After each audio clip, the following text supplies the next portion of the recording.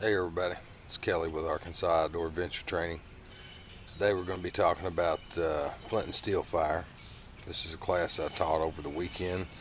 Thought you guys might be interested in it, so we're going to take a look at it today.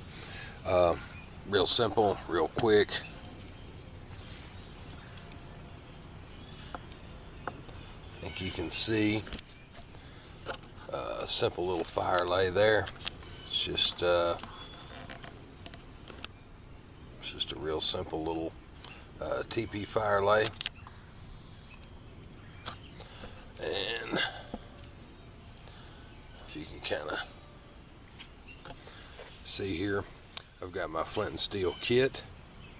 This comes in a leather bag. Pull this open. I've got a piece of jute twine in there for some tinder, and I've got a piece of fat wood in there. Talk about that in a minute. And this is my old trusty kit. As you can see, it's been kind of worn a little bit. You can get these on the internet. It's flint steel. It's got your char cloth inside. It's all in a brass box that keeps it nice and dry. Talk just a minute about what we've got here. Like I say, this is a piece of fat wood. I'm sure most of you know what that is, but fat wood is just basically a piece of wood that's full of resin. It'll really catch the spark whenever, or the fire, and hold a good flame. And just to give you an idea of how I use this,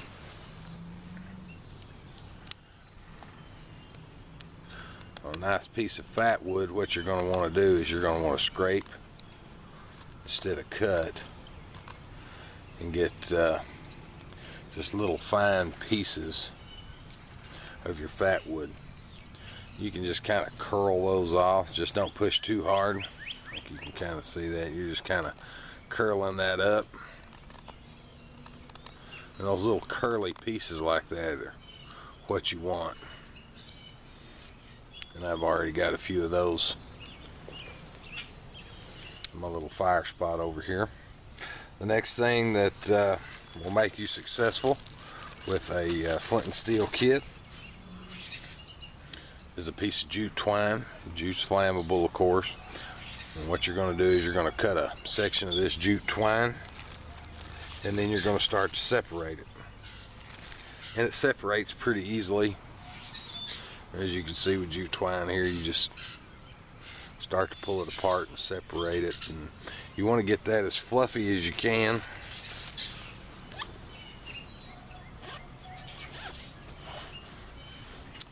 Show you a piece here that I've gotten ready. You can see how fluffy that is, and that's actually going to be our tinder that we catch the spark in. So without further ado, flint and steel kit. First thing we're going to do is take out our steel and our flint. And the steel has to be carbon steel. For any of you who haven't messed with one of these yet, it needs to be carbon steel. Stainless steel won't work, it's too hard. Carbon steel, softer.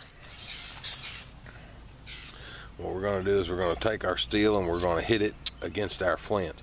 And what the flint is not giving off the spark, it's actually hard. And when you hit it with your steel, it's going to give off the spark. I don't know if y'all can see sparks off of that or not on the camera, but that's exactly the way it works. Now you want to hold one of these things. Is generally the steels are made to where you can either hold the back side of them like so, or you can put your fingers inside like that. It kind of protects your fingers. Then you take your flint, you find you a nice hard edge or sharp edge on your flint, and you come straight down on it like that.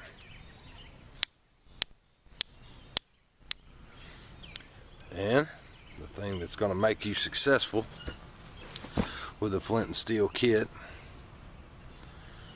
is char cloth. Char cloth is going to catch that tiny little spark. Now, I've seen a lot of people do it different ways, but you're going to want your char cloth on the top of your flint. Let's see if I can make that zoom out about as far as it'll zoom. So what I'm going to do is I'm going to come down. When this shaves the sparks, the flint's actually hard enough that it's going to shave a little bit of the steel off, and that's what gives you the sparks. And when it shaves it off as you're coming down, it's going to be on top of your flint. So that's where you want your char cloth.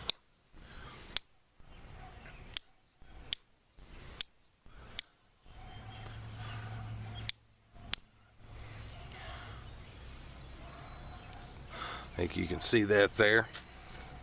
And once you get an ember going with your char cloth, you want to dump that directly into your tinder.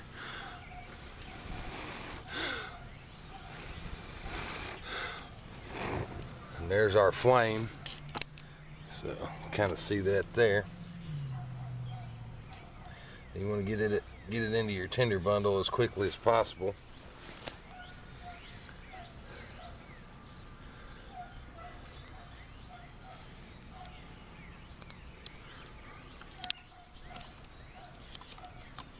Starting to rain out here just a little.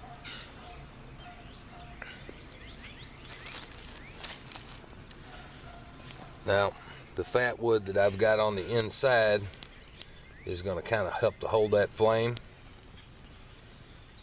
And even though this wood is not the driest wood in the world, it's really going to help it to kind of kick up a little bit. As you can see, it's going pretty good. The thing about a TP fire lay is it allows a lot of oxygen and air, which is what you want in your triangle of fire. You need your spark, you need your fuel, that's 2, and then you need your oxygen, of course. And as our TP gets going here, we're just going to add more fuel to it and work from there.